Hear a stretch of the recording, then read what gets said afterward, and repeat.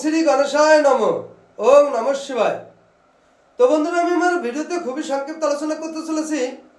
আমরা অনেকেই ঘুমের ঘরে দাঁত কিড়িমিড়ি করে থাকি এবং দাঁত কাটতে থাকি এবং দাঁত থেকে আমাদের নানান রকম আওয়াজ হতে থাকে এবং দাঁতের সঙ্গে দাঁত ঘষা লেগে দাঁতের অনেক সময় ক্ষতিগ্রস্ত হয়।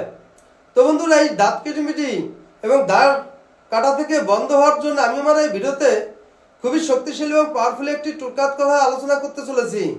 এই টোটকাটি প্রয়োগ করতে পারলে 100% ঘুমের ঘরে দাঁত কিড়িমিড়ি করা এবং দাঁত কাটা সম্পূর্ণরূপে বন্ধ হয়ে যায়।